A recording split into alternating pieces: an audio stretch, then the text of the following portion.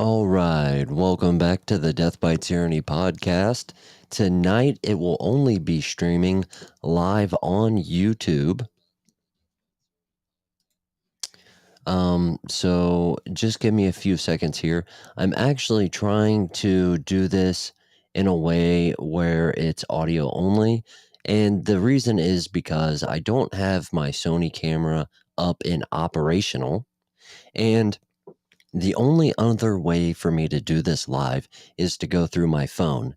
And to restream through the phone has very terrible audio quality. So by doing it this way, it might not be as visually pleasing, but it should be a lot better listening experience overall.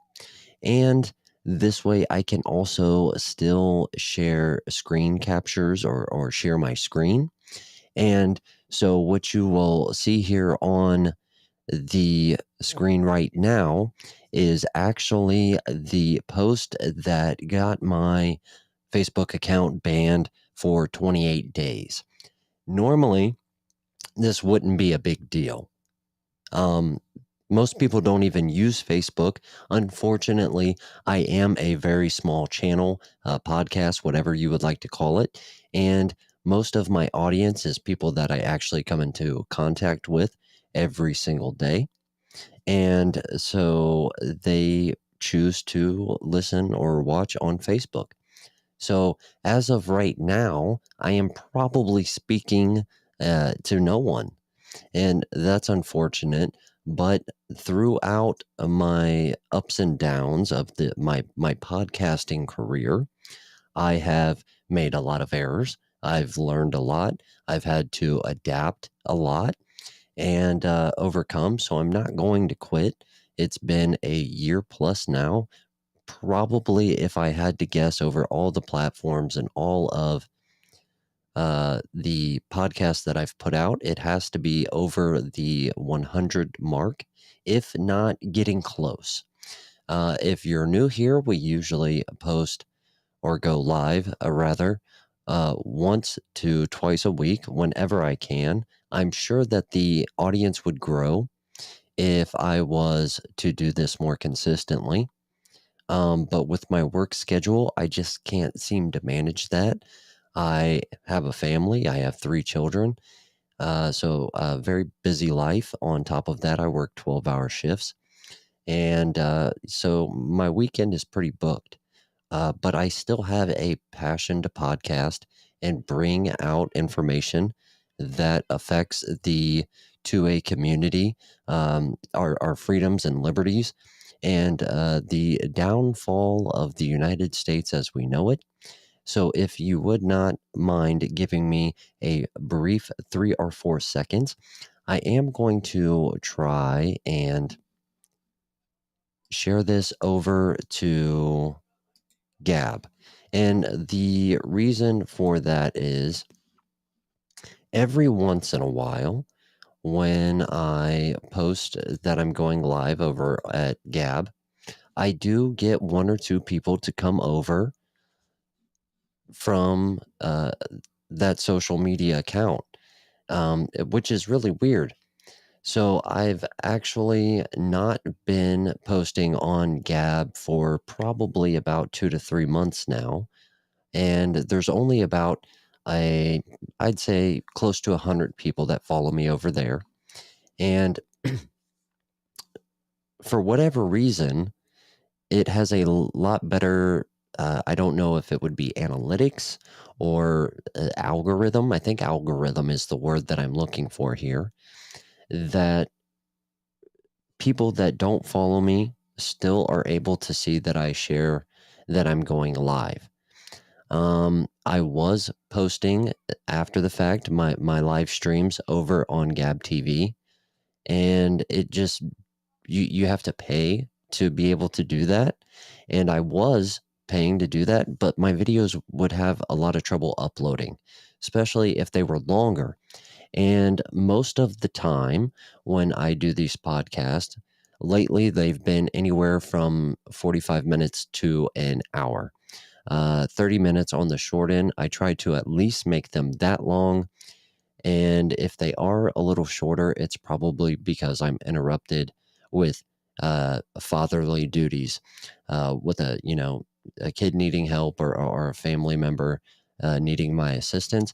And obviously, with this being a conservative channel, that those needs and priorities will always come first, even if it does take away somewhat from the podcast.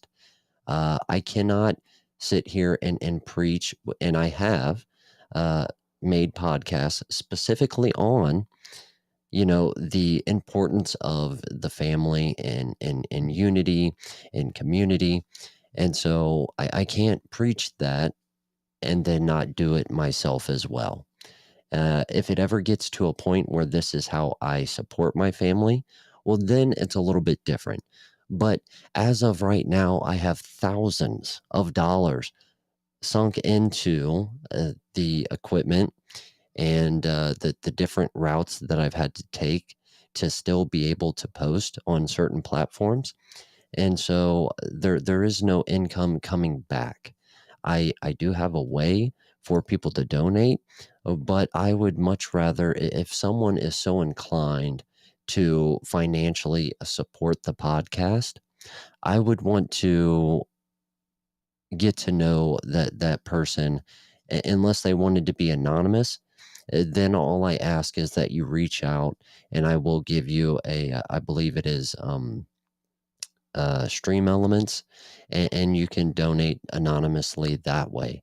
But other than that, I would feel like I was offering more of a for like something of value to the viewer or listener if there was more of a and I don't want to sound creepy here, but a personal relationship, interacting on comments and through DMs. That way, if they have questions, if there's something that they want me to talk about in particular, I can add a little bit more value to that individual since they choose to support me directly. And kind of, and it's weird doing this kind of, what do they usually call this at the beginning of podcast? Housekeeping stuff. Because I've done so many podcasts. Normally, I just jump in, but here lately, my where the place that I do my day job, where I work at, they have a lot of issues with their payroll, and there's been a couple instances where I've just not gotten paid. And even when they do make that up, it still causes late fees, disconnections. And that's actually why I don't have my Sony camera. It cost me like $1,000 to have that piece of equipment. That way I can actually have a good visual quality picture of myself and kind of my podcast studio. And if you've been a listener for a while now, you've actually got to experience that layout. And that's how I prefer to do it. But, with these payroll instances being more occurring, and I'm as baffled as you are if you're wondering why they haven't got this resolved yet. Um, and just today, I was in there trying to figure the situation out because it's just, I, for whatever reason, do not have a factual database to be able to say this is how I normally get paid for longer than 2 weeks at a time. And it's a billion-dollar company. And for social media restrictions, I'm not allowed to say the name. But like I said, most of the listeners here know me on a more personal level, so they know where I work. And I'm not one of these people that try and hide. I don't try to stay anonymous. Uh, I'm sure uh, there is some risk there to the doxing situations. But overall, I am who I am on the podcast in real life, and the views that I talk about and I hold on the podcast are views that I hold in real life. I don't put on a front. I've been banned many times from Facebook. This is just the longest period. I've also gotten two strikes and not been able to post normal content on YouTube for long periods of time as well. And this is all because during COVID, during the election, I was not one of these people that decided to semi censor myself. The only time that I would really try to censor myself is when it comes to work related issues, as far as names and the company that I work for. But other than that, I'm going to be as real as it gets. In fact, I would say overall, the most I have ever had listening to the podcast at one point in time live is about 13 people. And that was actually pretty consistent over on Facebook until one day I decided to talk about my disdain for the United States pretty much giving away taxpayer dollars to Israel. I'm sure there is some give and take there and something that benefits the United States in that relationship. But for the amount of money that we hand over to Israel, I don't exactly see that we're getting our money's worth. And in the shape of our economy and just the public view of how the taxpayer dollars are being handled right now, I think that that money going to Israel could be much or used better somewhere else. And this was before I even knew that we were going to be donating hand over fist to Ukraine. So obviously, I was outspoken about that as well. But I believe it was the post where I talked about uh, my disliking for us to donate billions of dollars over to Israel, where I lost kind of that consistent 10 to 13 people following, as well as somebody that I had worked with for years and years and years, older gentleman, and that it's just one of those things where I wish he would have stuck around, but apparently this is one of those conversations that drove him away, and that wasn't necessarily the donating money to Israel thing, but it had something to do with Israel. For whatever reason, Israel and in talking about Jews holding any position of power or kind of influence over the Republican Party is a very hot topic, and not hot as in popular, but as in it will really show you uh, how conservative people really are and how much they are really about the America First platform and agenda. And even Trump himself was a bigger fan of Israel, and I just don't see it, And I think we can just really leave it at there, other than to add that I am a Christian and I'm outspoken about that as well. And a lot of people want to say that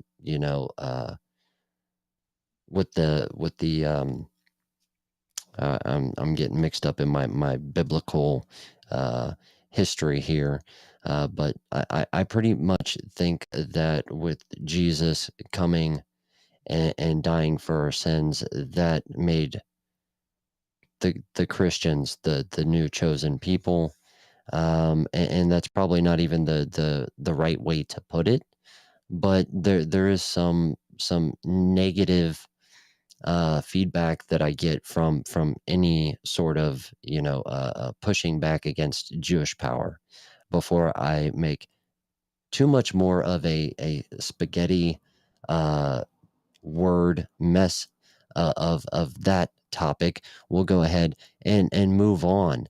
And if you still are here listening, this is what we're going to be talking about next is kind of the things that we would normally talk about on the podcast. Like I said, as of late, I've normally just been sitting here talking to myself. And so, with that, I don't really get to debate stuff like Jewish power and multiculturalism anymore. It was a fun time on the podcast. I enjoyed it. But with those topics driving people away, I have went back to where the podcast originally started, and that is trying to make people aware of the federal government's movements that is in any shape or way affecting Americans negatively. And my kind of my bag here is I'm a big 2A advocate guy. That's pretty much my main hobby, my only hobby I can afford. And what I'm really passionate about is firearms.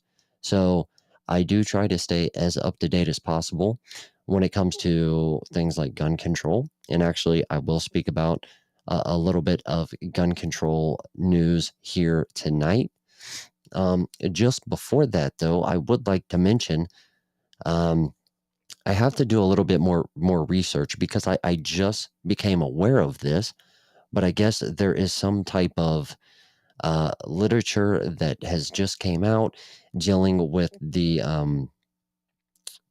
World Health Center or whatever, and them stating that the reason they were funding the kind of the COVID virus, the way they were, and that what was it, the NIA that was help funding China to make this virus, that even though it wasn't purposely released, that it always had the intention to just see how far people would obey their governments. And this is pretty much, the World Health Organization and everybody else and all the governments around the world openly admitting that this was pretty much an experiment on the world's population, on its obedience. And you can say that's a conspiracy theory all you want, and as soon as I find out what this literature is and where it comes from, I will bring that guys to you guys. It will probably be a bigger conversation on the next podcast. But it even if you don't take me at my first word here, just think about all the things that have happened since COVID has ended. More and more, our own federal government, the United States federal government, has slowly but surely been backpedaling on all the mandates, restrictions, and pretty much everything that they have said. The medicines that they said you couldn't promote, they are now promoting. The things they said that the vaccination would do, they are saying that it now won't do. They are telling people that they don't need to quarantine at all. They keep, going back and forth still on the mask debates. And that should kind of show you, just in this year period of time, that if through the common middle class uh, kind of general population, if you will, if we were already able to figure out a lot of these things on a day-to-day basis, why did it take the most powerful government in the world 2 years to finally catch up to just the general population's knowledge and ability to learn about this virus? So that's one thing that should kind of tell you that this is absolutely true. And then the other thing is uh, with them paying attention and doing the research about the world's population and whether or not they would obey and how easily that would come. Since then, they have used what they have learned from COVID and the mandates and the forcing restrictions upon people. They have used that to move into other arenas um, politically. Now we are starting to see energy crisis where they are limiting the amount of energy, heat, power, whatever form you want to think of. Somewhere in the world, they are being restricted on that. We are seeing people being restricted financially. We are seeing, because of the way the federal government, at least here in the United States, and it's probably much worse elsewhere, have mishandled the taxpayer dollar and the American financial economy situation. We are just seeing them absolutely take advantage anywhere that they can to help themselves while making things harder on us. And I'm really kind of being casual with this conversation because it's almost laughable at this point. They paid to have this virus stirred up. They, whether it was accidentally released or purposely released really doesn't matter, right? Because it happened. So there really isn't even a reason to dwell on that. And the reason I say that is because everybody, the bigger powers that be that are our allies, probably had something to do with the making of, and definitely on the financial portion of it, and that's factually proven. So if it was released on purpose, who are we going to go after? We can't afford a war with China. And even if we were going to put the blame on China, the money trail leads back to us. So it really does us no good to dwell on if it was released on purpose or not. The thing that we should really be focusing on is the latest bit of information that came out, and that is what they are doing with the research and the power they know they hold now with the general population's unwillingness to push back and to immediately obey every single word that the federal government says. And that that kind of information situation um, just leads me to believe that I'm on the right track as far as the decline of the United States. I know a lot of people will agree with me that we are on the downside of the United States. We are pushing the 250-year mark. Not a lot of places have lasted longer than that. And then we are rapidly seeing in real time our economy fall apart, our leaders are AWOL. And even if they weren't AWOL, I don't even know that I could name any good leaders that we have anymore. The people that hold all of the power are only using it to benefit themselves. There isn't really any establishment anymore that is out there on behalf of the betterment of the human species, and we're supposed to be the superpower here, and we're going around the world probably causing more chaos than ever, because not only are we so evil to push our ideas on our own fucking children in public schools with this gender idea or ideology, the fluidness and the just making sure that nothing is factual anymore, so that they can fluidly change how they feel when it comes to any kind of freedoms and liberties. And for a long time, I thought it was just about pushing the LGBTQ, whatever the fuck bullshit, on to uh, the the youth of the United States so that they were more weak and more controllable.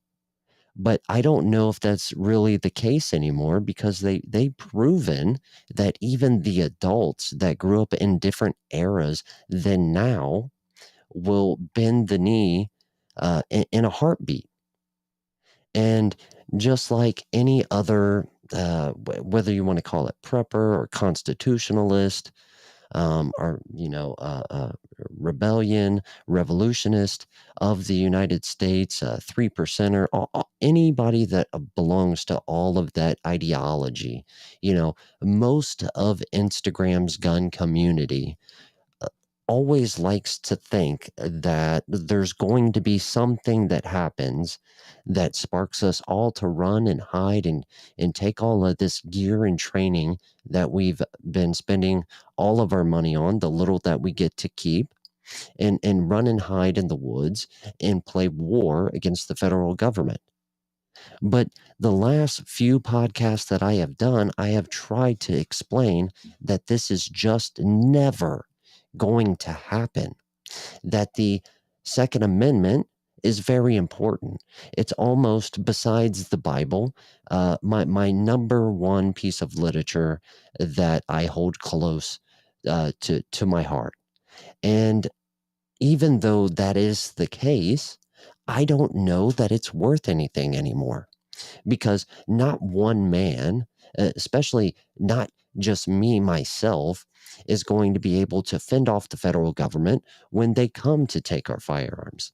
And how do I know this? Well, I know this because they are already in the process of taking our firearms with all of the new ATF rulings on frames and receivers and the pistol brace amnesty to shortly come in January. Even if there is this giant red wave in November of 2022 that everybody is holding on hope for, I don't know that it's going to be able to stop any of this gun control. There has been plenty of Republicans that have showed they will turn their backs on us in a heartbeat.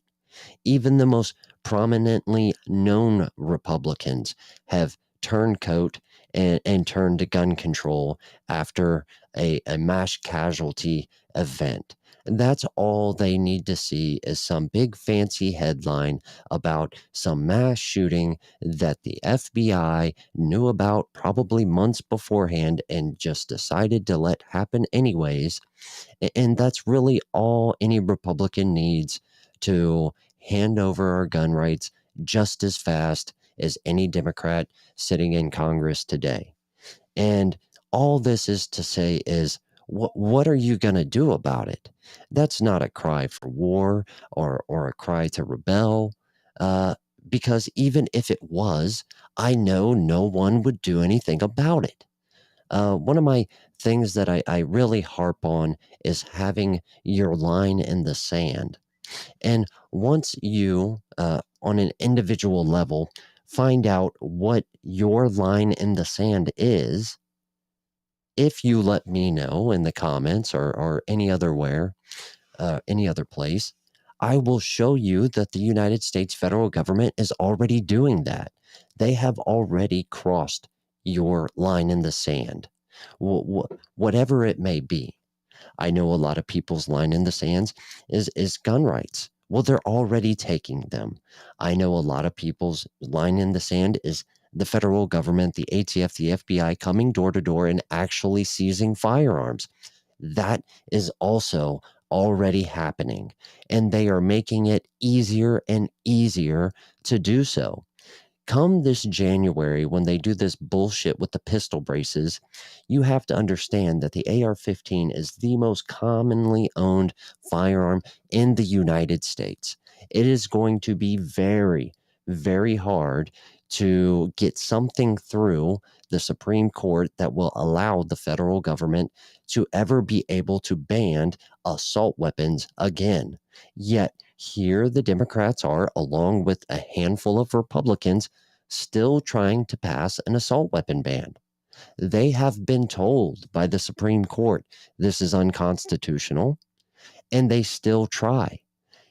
In fact, they actually have already passed the assault weapon ban in one section of our government. It's just waiting to be passed in the House, or I'm sorry, the Senate. And all that, we've already passed the assault weapon ban and have 20 years of evidence that shows that it does nothing to solve gun violence, to stop gun violence, to raise gun violence. It did absolutely nothing. Yet here the federal government is trying to ban the most common weapon in the United States. And the thing that really gets them, and I would like to think that I have an educated audience when it comes to firearms and their firearm rights. But I know that's not always the case, because I talk to some of the people that may listen to this in person, and I'm usually the first one telling them some of this. So not only is the AR-15 the most popular rifle firearm in the United States, it is the most popular firearm in the United States for a good reason. I don't know if you've noticed what our own United States military has used, let's just say in the last 20 plus years during the global war on terror, to fight against uh, tyrannical terrorist overseas, uh, for like I said, the 20 plus years. Well, what did they use to fight that on a small arm basis? The M4. Well, what is an AR-15? It is the civilian version of an M4. It pretty much just doesn't have the ability to make it the happy switch go bang. Okay. And what I mean by that is it's not fully automatic. It's only semi-automatic. Now, a lot of people that do a lot of tactical training, or have served overseas, will tell you it is very rare that you would actually just send fully automatic fire over long periods of time in any conflict, or close battles uh, that they know of. A semi automatic rifle is pretty much just as capable of fighting off an enemy as a fully automatic weapon. And this is why that rifle has become the most popular rifle in the United States. It's for a very good reason. It's because it is efficient, it is ergonomic, it is the best way that we know of, with plenty of research to back it up, to defend your life and your family from any sort of evildoer. And that includes a tyrannical federal government. That is why they are so hard pressed to get AR-15s out of the American citizens' hands. It has nothing to do with gun violence. The AR-15 does less than point like 2% of all gun murders in the United States. And that is even including the ones that are self-defense. So if they were actually doing something to prevent needless gun violence and murder, unlawful, illegal acts that end in murder, if they wanted to combat that, they would go after the firearms that are at least in the 1% and up, not the point 0 whatever percent.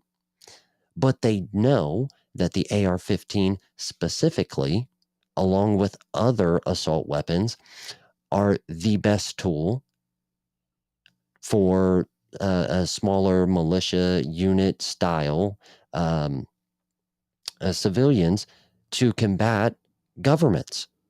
And they don't want that. Now, if our own government was truly about the American heartbeat, what our Constitution stands for, what our forefathers hoped this country would to continue on being, they would want a population that is heavily armed and best equipped to be able to fend off a tyrannical federal government. That was one of their biggest concerns when forming the United States, was that if even the government that they created was to become tyrannical, that the civilians had a way to stop that, to counteract that a tyrannical government. Excuse me. So why would our own federal government wish to limit our ability to fight a tyrannical federal government? Well, that's because they know they are being tyrannical and they don't want to be murdered. They don't want to be labeled as tyrants. And as long as they are winning, they are not the tyrants. They are the rulers. They are the ones who says what goes. So until we physically are able to stand up and combat a well, not a, but the tyrannical federal government that we are under, they are just rulers and kings and queens. And the more that they take from us, the more freedom that they snuff out from our liberty, the more and more I'm starting to think that our forefathers are for naught. That all of the veterans and all of the active serving militaries, uh, are military members that go overseas and fight for our freedoms, are doing it just so our own government can strip away those freedoms. This not only should be on the docket in a big concern, this should be the concern. The only concern. Is our economy shitty? Absolutely. But it's shitty because we had a tyrannical government that did tyrannical shit. You can fix the economy, but it's still going to happen again, because we will never fix the underlying issue, which is the federal fucking government being tyrannical. So when does this happen?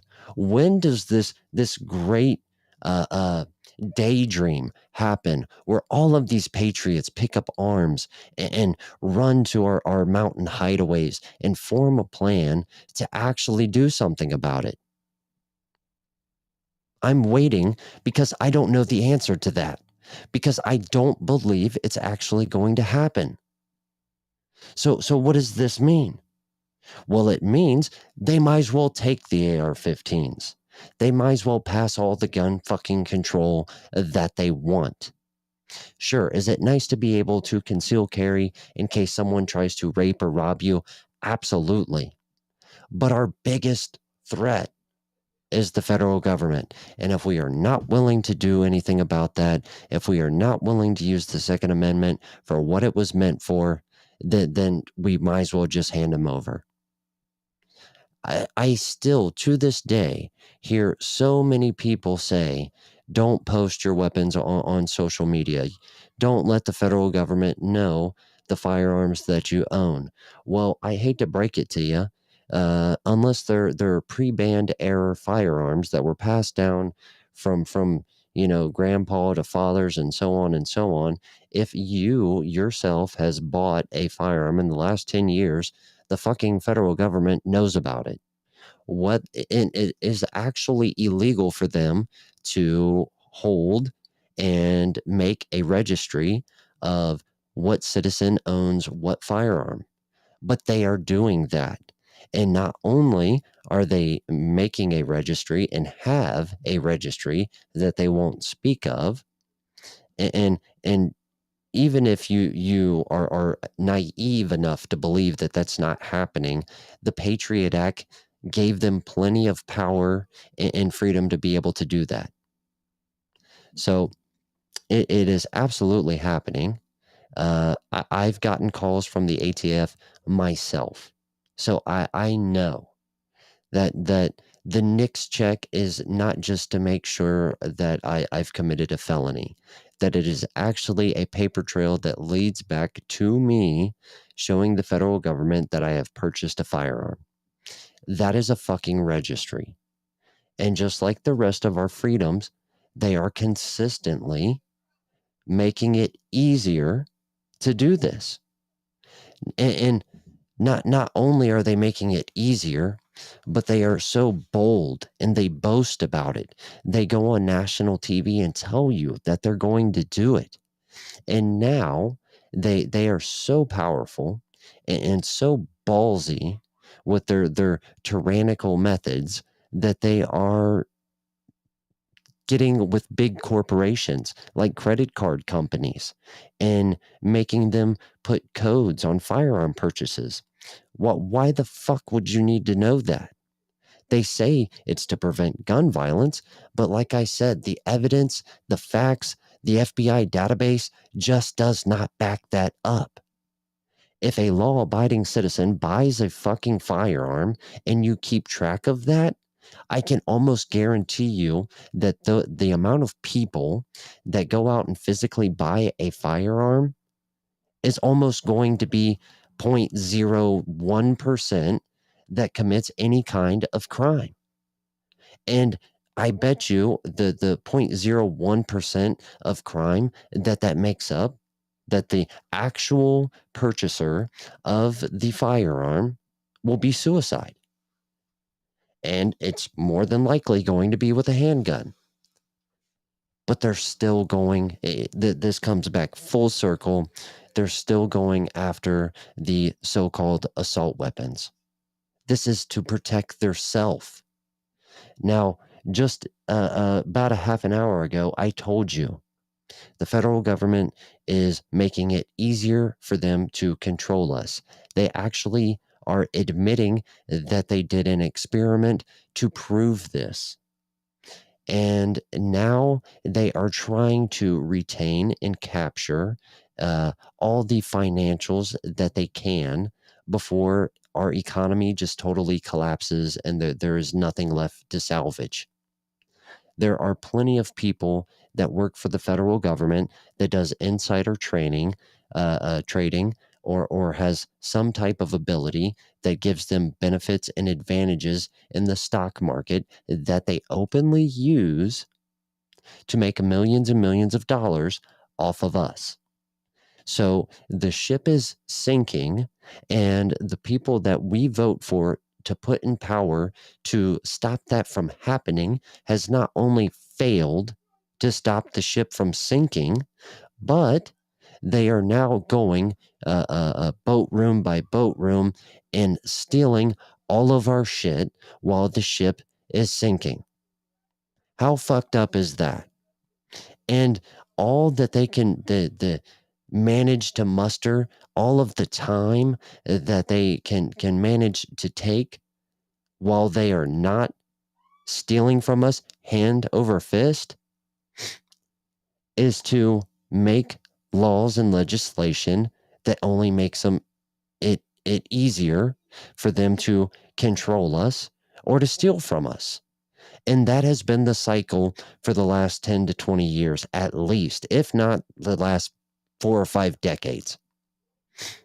And we, the American people, patriots of this country, are not going to do a damn thing about it. And I know people that have listened to the podcast before may think that I kind of wedged this in almost every podcast, but I really need to beat it into your guys' heads that this is the case. Unless we wake up, unless we are actually willing to die for our freedoms and liberties, we are going to lose them. And it isn't even a conversation or a debate because it is actually happening. It is provable, it is factual, and it is happening in real time. So, and it's going to take more than me. It's going to take more than you. It's going to take more than anybody that will ever listen to this podcast to actually save this country. And with that being the case, I have noticed that it is way more common to go into a break room of a factory or to be waiting in line at a grocery store and to hear people talk about actually how the federal government is tyrannical. They're no longer talking about Democrats or Republicans. They're talking about how terrible of a job our leaders are running this country, how they are afraid that we have no country left to save, that somebody must do something. So, with this becoming a more commonplace conversation, now we just have to make it commonplace for those same people having that same conversation to understand that it isn't someone that must do something, it is all of us that must do something. And with that, I do have to get off here. It's getting late. My kids have school tomorrow. I might go into work overtime a little bit, yada, yada, yada. If you like this format, please leave a comment and let me know. I really do hope from the bottom of my heart that the audio experience streaming this way is at least good enough to bring those people that are supporting me on Facebook over here and still able to at least hear the sound of my voice and the message that I'm trying to spread. Um, like I said, the image on the screen right now is the post from almost a year ago that I got banned for, which probably means somebody is reporting me.